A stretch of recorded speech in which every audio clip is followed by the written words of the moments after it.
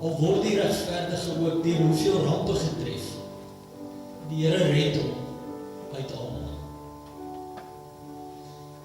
Genade vir julle en vrede van God ons Vader en van Jesus Christus, ons Here, ons Redder. Amen.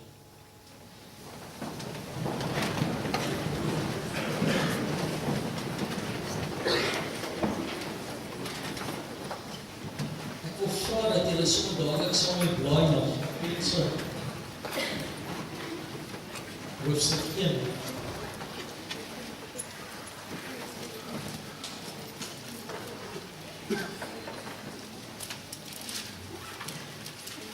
Hierdie brief van Paulus aan die gelowiges in Filippi is bekend as een van sy vreugdebriewe. Jy sal elke nou en dan in die brief, dis die enkele brief van Paulus waar die woordjie blydskap of vreugde die meeste in voorkom.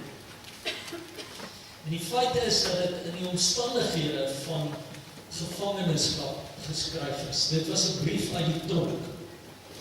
Nou sien heeltemal die tronk wat julle daar sien, want as jy een skryf is so aanskryf, dis nie helemaal daai tipe tronk nie. Paulus was eintlik onder huisarrest geplaas. En nou kan jy fout maak om te dink, ja wel, dis daar nie so erg nie. Die feit is, Paulus was 'n Romeinse burger. En vir 'n Romeinse burger om onder huisarrest geplaas te word, was min of meer een van die ergste goed wat sou kon gebeur. Want as jy 'n Romeinse burger was, dan het jy die vryheid van die Romeinse ryk gehad om enige plek te gaan met vryheid, net soos wat jy wil. So dit was baie soos die fees af van vandag, wat as jy vir Amerikaners sou vra, wat is vir hom soort van die belangrikste reg wat hy het as 'n burger van Amerika, gaan hy teen vir jou sê freedom.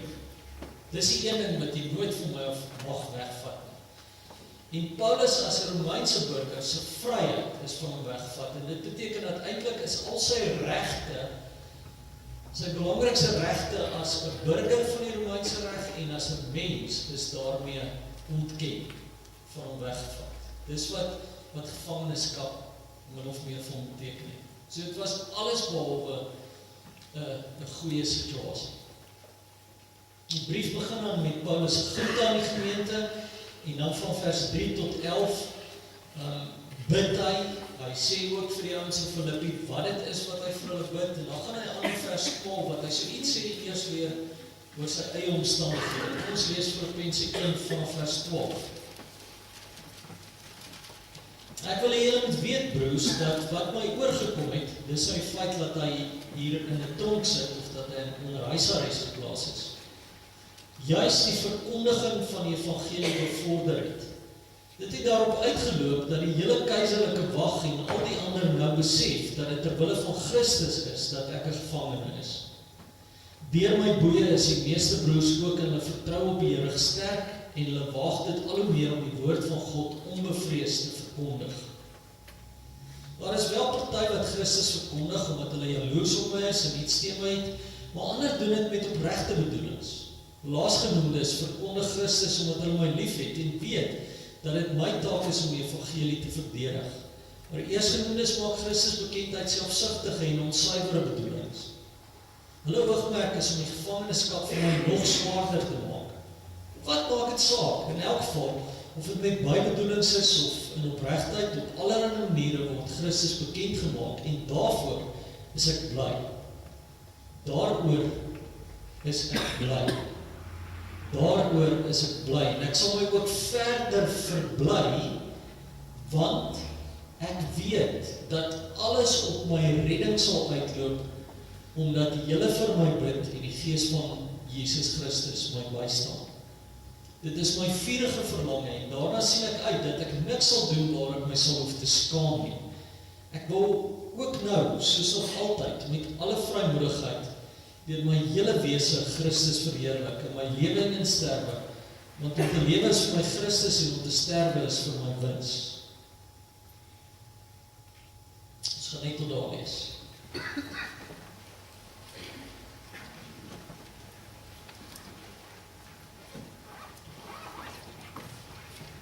So wat is die rede waarom Paulus in die tronk sit? Waarom is hy onder huisarrest geplaas en al sy regte as 'n Romeinse burger van hom weggeneem? Dit was omdat hy geweier het om die keiser as die enigste Here te bely. Van 'n Romeinse burger is verwag dat hy sou sê die keiser is sy God, sy redder. En Paulus het gesê, ja, ek ken 'n ander Here en sy naam is Jesus Christus. En ek weier om Nero of enige ander keiser voor hulle te buig as my verlosser, my redder. Dis die rede waarom Paulus self in gevangenskap is. En soos ek nou gedui het, was nie 'n goeie situasie vir hom. Die ouens vir wie hy skryf, die mense in Filippi, het dit ook nie meer baie goed gegaan. Inteendeel, vir die meeste gelowiges reg oor Klein-Asië in daai tyd, het dinge taamlik rof gegaan. Keiser Nero het aan bewind gekom so ongeveer 55 na Christus en Paulus het hierdie brief geskryf 60 of 61 na Christus, so 5 jaar na Nero aan bewind gekom het. En alhoewel Christene van die begin af taamlik swaar gekry het dit veral onder Nero se bewind, is Christene al meer vervolg. Nero het ongelooflike slegte goed teenoor die Christene gedoen en aangevakker. So byvoorbeeld is Christene onder Nero se bewind dikwels as hulle gevang is en dan nie vir Nero as die Here wou bely nie, is hulle vasgewerk, letterlik. Die klere wat vir hulle aangetrek is velle van bokke of skape, maar dit is vasgewerk aan hulle. En dan is hulle met hierdie bokvelle in arenas gegooi vir die wilde honde om op te vreet, lewendig. Of hulle bene is gebreek en is gegooi vir die leeu's in die arena. Nero en sommige van sy ander bewindhebbers het Christene lewendig in teer gedoop. Hulle aan pale vasgemaak. Hoë pale in hulle tuin en dan het hulle lewendig in die brand gesteek. So was hulle tuinfakkels vir Nero en sy maatjies se tuinpartytjies. Dis die tipe goed wat met die mense gebeur het vir wie Paulus hierdie brief skryf. Ek wil jy met 'n oomblik hieroor dink. Die omstandighede waarin Paulus is, die omstandighede waarin die mense is vir wie hy skryf, is dit tipies hoe hierdie brief van die tronk behoort te klink? Sou dit tipies die tipe ding wees wat jy sou skryf? Terwyl dit so sleg gaan met jou en jy weet die ouens vir wie jy skryf, gaan dit dalk selfs nog erger, dalk buite hierdie huisarrest, hierdie tronk. Sou jy hierdie tipe belydenis kon kwytraak? Ek is bly hieroor. Ek is bly oor hierdie situasie. Ek is bly hieroor want ek weet dat ook dit sal op my redding uitloop.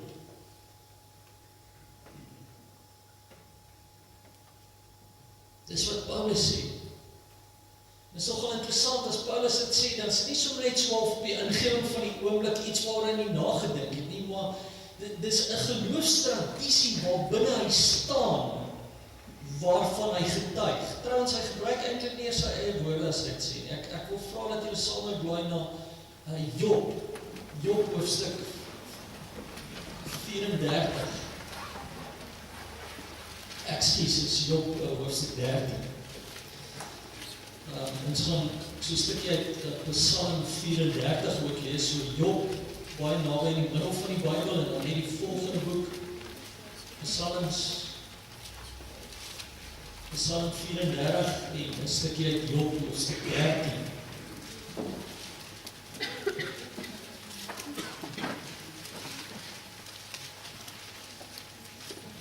Hierdie slegte situasie, sê Paulus, waarin ek my bevind, ook dit, ek is bly daaroor, want dit sal uitloop op my redding. Julle onthou die slegte goed wat met Job gebeur.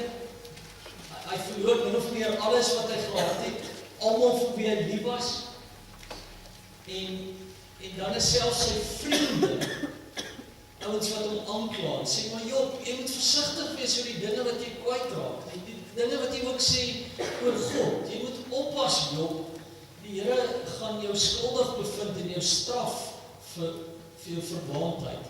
En dan antwoord Job, en hy sê in Job 13 vers 14, sy vriende het pas vir hom basies gesê, jy waag jou lewe, en dan sê, kom ek sê julle, waarvoor waag ek my lewe? Waarom waag ek my lewe en neem ek dit in my hand? Al sou God my dood maak, ek kan nie wag nie, ek moet my saak vir hom stel. Dit kan selfs my redding wees. Dis sleg vertaal hierson, wat hier letterlik staan is. Dit sal ook op my redding uitloop. Presies die woorde wat Paulus later aan sê vir die Filippense. Ook dit, hierdie slegte situasie waar ek my nou bevind, sal op my redding uitloop. Want geen goddelose durf voor hom kom. Luister goed aan my woorde, neem ter harte wat ek te sê het. Kyk, ek het my regsaak voorberei, ek weet dat ek reg het. As iemand 'n saak teen my het, sou ek swyg en sterf. Wat Job basies in hierdie gedeelte sê, is hy weet dat hy regverdig verklaar sal word, ten spyte van al die slegte goed wat met hom gebeur het, ten spyte daarvan dat selfs sy eie vriende sê, die rede hoekom die slegte goed met hom gebeur het, is omdat hy een of ander slegte ding aangevang het. Hy weet, hy staan met 'n rein hart voor God, en hy weet, God sal hom regverdig verklaar. Dis die redding waarvan Job praat. Hierdie ding sal op my redding uitloop. En dan sê Job, as jy dalk later weer die hele stukkie nog gaan lees, hy sê basies, dit maak nie saak wat enige van my vriende sê. Dit maak nie saak hoe erg die situasie nog verder sou versleg nie. Die een ding wat ek weet, is ek sal nie onregverdig raak nie. Ek sal nie onrein raak nie. Ek sal nie iets doen in hierdie situasie waaroor ek later aan gaan spyt kry en sê, ja, ek wens ek het dit nooit gesê, ek wens ek het nooit so opgetree toe dit so sleg gegaan het. Maar ek weet dat ek nou en na alles met 'n rein gewete voor God staan. Ek weet dit. En ek kan in hierdie regverdigheid, hierdie geregtigheid vasstaan, omdat ek weet wie die God is wat ek dien. Dis 'n regverdige God, dis 'n goeie God wat vir my omgee en hy's by my in hierdie situasie. Ek wil hier om 'n belangrike ding hier hoor.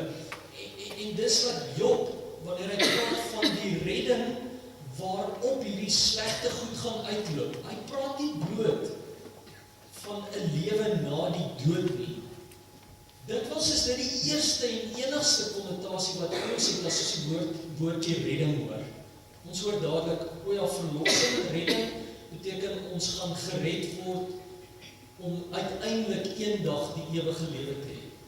En ja, dis verseker Bybelse betekenis van die woordjie verlossing of redding, maar dis verseker nie die hele begrip nie. Vir ten minste 2/3 van die kere waar in die Bybel die woordjie redding lees, praat dit van die lewe hier en nou op aarde, soos wat Job daaroor dink, dat ek weet, ek staan nou en na alles met 'n rein gewete voor God, en is God wat sorg vir hierdie redding, want dis die soort regverdige God wat hy is. Ons kry selfde gedagte in Psalm 34, net die volgende boek in die Bybel.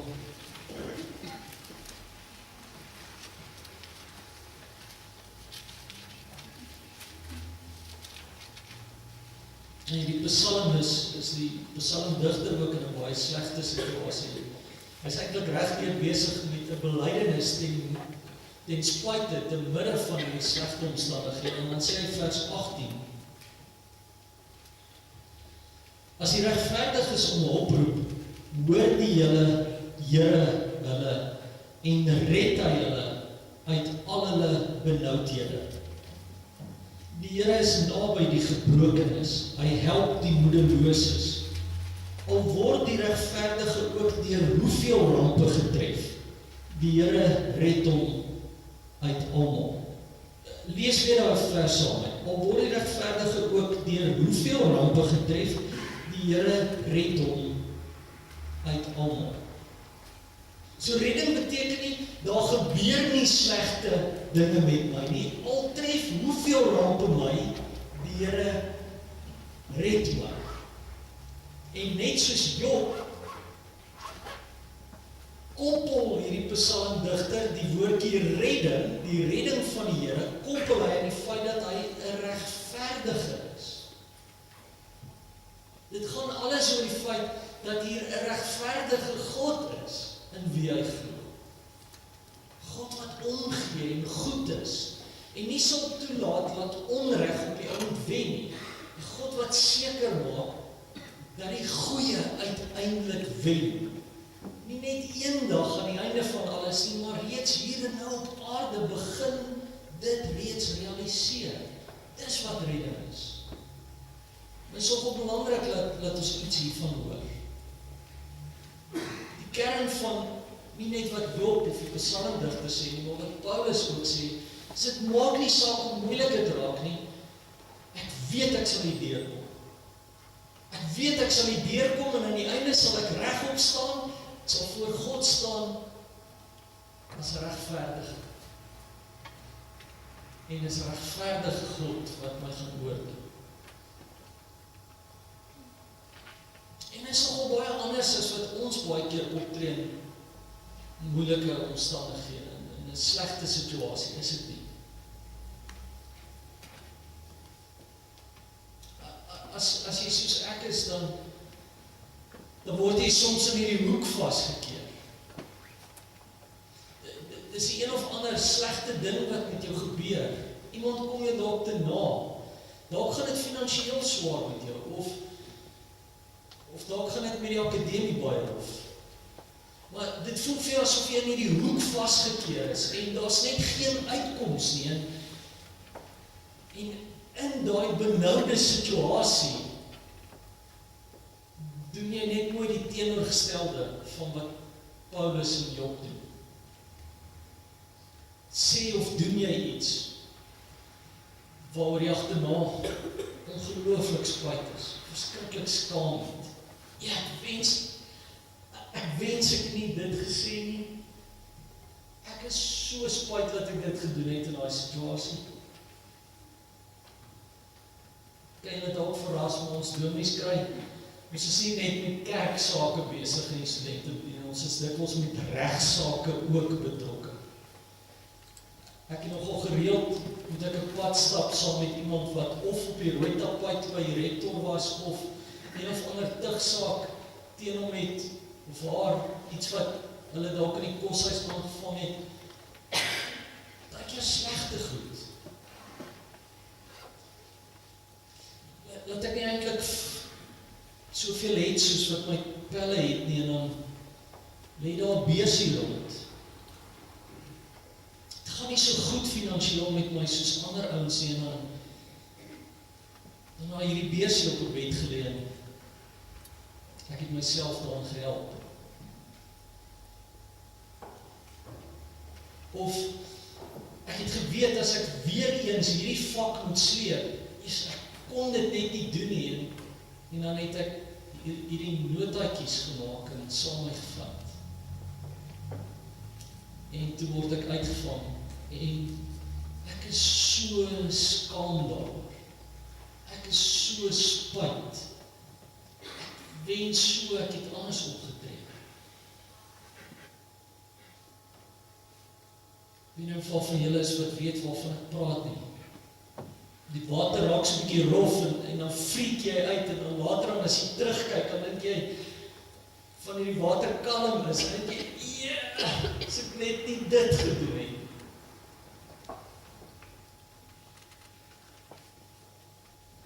Wat gebeur met ons in hierdie soort situasies, waar dit sleg gaan met ons? Een van die goed wat dalk gebeur is dat ons veralgemeen. Miskien is dit iemand wat my te nakom en ek begin, dis hierdie spesifieke persoon, 'n vriend of 'n vriendin met 'n naam, wat my vertroue teleurgestel het, en dan veralgemeen ek het tot almal wat ek ken. En ek sê, jy kan niemand vertrou nie. Alle mense is sleg.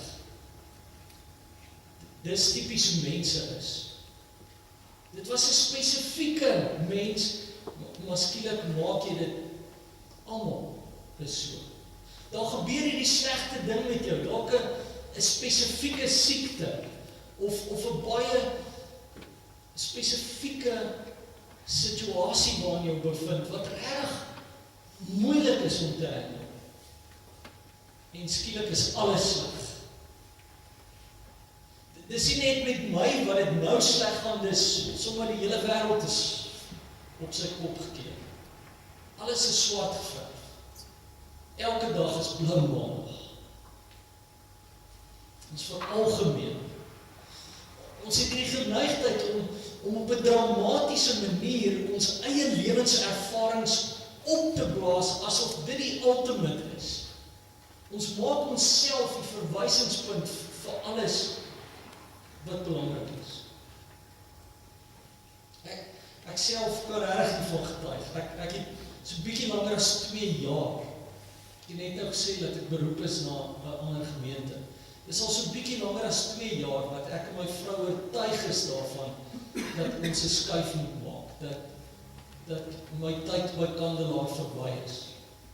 En ek sal jok as ek sê die laaste 2 jaar was vir my 'n groot vreugde by Kandelaar.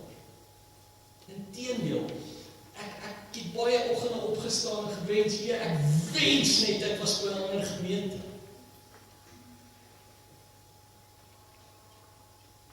En dit het hierdie alles oorheersende ervaring in my lewe geword by tyd. Hierdie ding is vir my sleg en dit maak sommer die hele wêreld koop. Ek weet nie of jy weet waarvan ek praat nie. Maar ek ken baie sulke mense wat soos ek hulle self die verwysingspunt vir alles maak. Jy ken ook daai ding van iets sleg gebeur met jou. En een van die gedagtes wat jy het, of wat jy dalk teenoor 'n vriendin of vriend kwytraak is, dis so onregverdig. Dit moes nooit gebeur het nie. Dit moes nooit met my gebeur het. Wat sê ons daarmee? Ek is eintlik so 'n goeie mens en dan gebeur hierdie slegte ding met my. Dit is so onregverdig. En waar kry ons hierdie idee dat dinge met ons regverdig moet afloop? Dat slegte dinge nie met ons behoort te is dit dalk juist dominees wat dit baie keer van kansels aflos het? Dat dinge eintlik meeste van die tyd met ons behoort goed te gaan. Maak nie saak wat se dominee het sê nie, het staan waaragtig nie in die Bybel nie. Gaan lees weer 'n bietjie stories van Paulus, van Job, Josef, Stefanus, Jesus. Jy kan dalk nog oor al die ander ouens sê, wie wat dit op een of ander manier dat nie kan nie. Maar Jesus, wat verseker dit nie verdien het nie, kry die slegste van die sleg. Nergens in die Bybel staan die waarborg dat daar nie slegte goed met ons gaan gebeur nie. So wanneer dit gebeur, dan skielik te sê, dit is nie regverdig nie. Is dit dan om te sê, dit moes eerder met jou kamermaat gebeur het? Of hy ander goddelose ou verder af van die gaan? Het hy dit eerder verdien? Sou dit meer regverdig gewees het? En as dit is, wie is die verwysingspunt? Partykeer vries ons hierdie oomblik waar ons onsself nou bevind. Vries ek pos op 'n manier my slegte omstandighede en ek sê vir myself, ek oortuig myself, dit gaan altyd so wees. As jy vir so 2 jaar lank nie meer gelukkig is in 'n spesifieke werk nie, dan is dit nogal een van die goed wat ek ervaar het met my gebeur het. Dis hoe het altyd gaan wees. Ek gaan nooit 'n beroep kry na 'n ander plek toe. En ek weet nie, dalk sou ek nie gewaag het om hierdie preek vanaand te breek, as ek nie 2 weke gelede beroep is. Is dit nie so tipies ons? Het is baie keer eers wanneer daar weer iets goeds met ons gebeur, kan terugkyk en getuig van God se goedheid. Paulus sit in die tronk, in 'n slegte situasie, praat met ander ons in slegte situasies en in daai omstandighede getuig hy. Ook dit sal op my redding uitloop. So Paulus vries nie die oomblik nie, hy maak homself nie verwysingspunt nie, hy veralgemeen nie sy slegte omstandighede nie. Hy bely dat hy weet, hy is 'n goeie regverdige God saam met hom in hierdie situasie, en dit beteken die situasie gaan soos mis voor die son verdwyn nie, maar hy is iemand aan wie hy vashou. Maak nie saak wat sy omstandighede. Hy skryf nie vir die ouens, ek weet ek het in ander briewe vir julle 'n klomp nice goed gesê oor Jesus, maar weet julle wat, ek sit al 'n rukkie hier in huisarrest in hierdie slegte situasie, ek hoor van die slegte goed wat met julle gebeur het, ek het so 'n bietjie tyd gehad om oor die hele ding te dink, en weet julle wat, after all is dit alles waar ons glo nonsens. Nee. Ek is bly hieroor.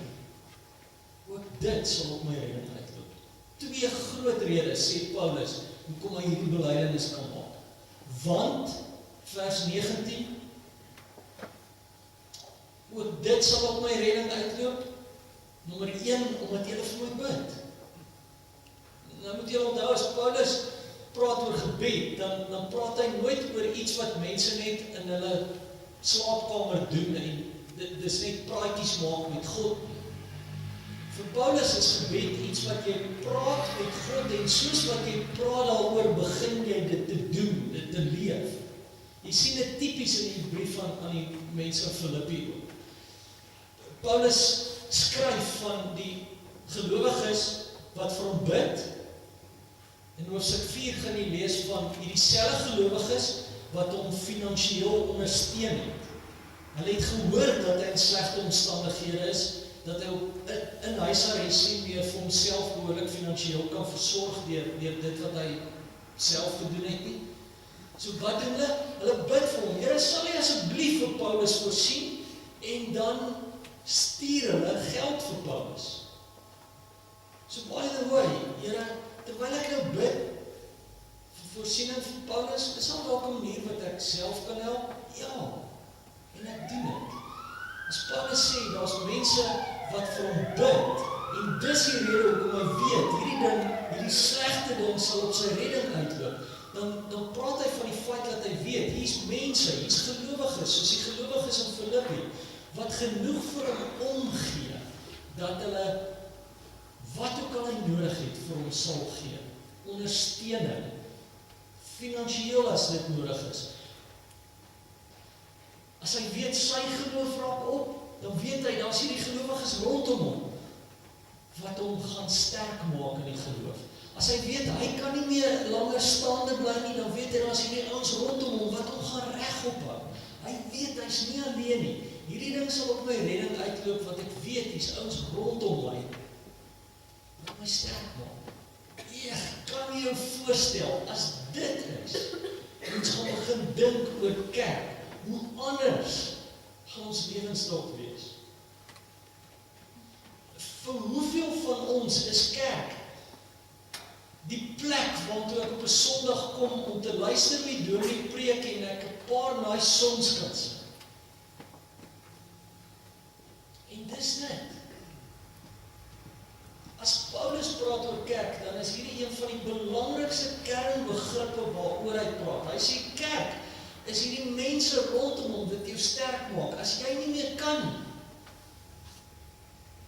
dan gaan hulle jou help om staan te bly.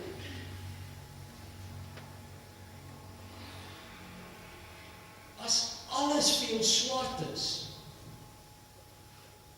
as jou elke dag blou geverf is, dan het jy vriende wat vir jou nuwe prentjies kan kom help verf. Hoe dink jy oor kerk? Kyk 'n bietjie vir, kan ek julle vra, kyk gou vir jou langs jou, die mense naby jou, kyk na hulle, kyk rondom jou. Daai ouens, as ek nou Paulus se woorde kan gebruik, daai mense vir wie jy nou gekyk het, daai gesigte, hierdie ouens kan jou help red. Paulus se woorde. Ook dit sal op my redding uitloop, want ek het hierdie ouens rondom my. Ek is hier om hierdie ouens langs my te red. Hulle is hier om my te red. En onthou nou, redding is meer as net verlossing, met die oog op eendag die ewige lewe te hê. Ons is hier om mekaar te red. Het jy al ooit so oor jouself of oor ander mense gedink? Ander rede sê Paulus, kom hy weet, hierdie ding gaan op sy redding uitloop, want die Gees van Christus staan my by. Ek is nie alleen in hierdie situasie. Al sou hierdie hele kringetjie mense rondom my, al sou hulle ook almal opgee, al sou dit met hulle nog slegter gaan met my, en hulle weet ook nie meer hoe om staande te bly nie, weet ek is nie alleen nie, die Gees van Christus staan my by. Nou, ek sou lank hieroor kon preek, ek wil vra dat julle laaste gedeelte saam my lees, Romeine 8.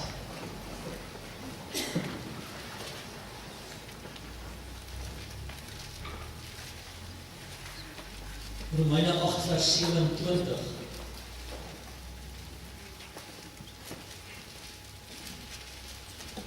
Filippense 1 vers 19 sê Paulus, die ding sal op my redding uitloop, want die Gees van Christus staan my by. Romeine 8 vers 27 brei hy eintlik uit op dit wat hy daar gesê het, in meer woorde. En is eintlik 'n belydenis wat hy sê, is een van die vroegste belydenisse wat daar ooit neergeskryf is, wat die vroeë kerk, soos wat ons baie keer die 12 artikels hardop saam sê, so die vroeë kerk baie keer hierdie woorde bely. En God, wat die harte deurgrond, weet wat die bedoeling van die Gees is, want hy pleit volgens die wil vir die gelowiges. Ek is nie alleen nie, die Gees van Christus pleit volgens God se wil vir my. Ons weet dat God alles ten goeie laat meewerk vir die wat hom liefhet, die wat volgens sy besluit geroep is. Die wat hy lank tevore verkies het, het hy ook bestem om gelykvormig te wees aan die beeld van sy seun, sodat sy seun baie broers kan hê, van wie hy die eerste is. Die wat hy daartoe bestem het, het hy ook geroep, en die wat hy geroep het, het hy ook vrygespreek, en die wat hy vrygespreek het, het hy ook verheerlik. En nou wil ek vra, dat ons soos die vroeë kerk saam regop staan, met julle Bybels daar oop, Romeine 8 vers 31, en dan lees ons hardop saam die res van Paulus se belydenis. Ons staan en ons bely wat ons glo, ongeag die omstandighede. As jy dalk nie 'n Bybel by jou het, of as jy nou nie Afrikaanse nuwe vertaling voor jou het nie, luister dan na die belydenis. Hardop saam, Romeine 8 vanaf vers 31. Wat is nou ons gevolgtrekking oor al die dinge? Dit, God is vir ons, wie kan dan teen ons wees? Hy het sy eie seun nie gespaar nie, maar hom oorgelewer om ons almal te red. Sal hy ons dan nie al die ander dinge saam met hom uit genade skenk nie? Wie kan die uitverkorenes van God aankla? God self spreek hulle vry. Wie kan ons veroordeel? Christus Jesus het gesterf, maar meer as dit, hy is uit die dood opgewek. Hy sit aan die regterhand van God. Hy pleit vir ons. Wie kan ons van die liefde van Christus skei? Lyding of benoudheid of vervolging, honger of naaktheid, gevaar of swaard? Daar staan immers geskrywe, dit is oor U dat die dood ons dag vir dag bedreig, dat ons soos slagskape behandel word. Maar in al hierdie dinge is ons meer as oorwinnaars deur hom wat vir ons liefhet. Hiervan is ek oortuig, geen dood of lewe of engele of magte of teenswoordige of toekomstige dinge of kragte of hoogte of diepte of enigiets anders in die skepping kan ons van die liefde van God skei nie. Die liefde wat daar is in Christus Jesus, ons Here. Here Jesus, dankie dat ons in Paulus woorde kan bely, ongeag die situasie. Maak nie saak in wat se omstandighede ons nou in bevind. Weet ons, U is by ons. Die Gees tree vir ons in. Here Jesus, U het U lewe vir ons gegee. U het U alles vir ons gegee. En daarom weet ons, kan ons staan. Sal die slegste denkbare situasie ook op ons redding uitloop. Ek wil vanaand spesifiek bid vir elkeen wat hier staan. Wat dalk nou, op hierdie oomblik, worstel, dalk met iemand wat hulle te nagekom het. Iets wat met hulle self of in hulle familie of vriendekring gebeur het. Iets wat hulle nie verstaan nie, wat vir hulle moeilik is om van sin te maak. En ek wil bid dat U vir hulle hierdie vrede sal gee. Niks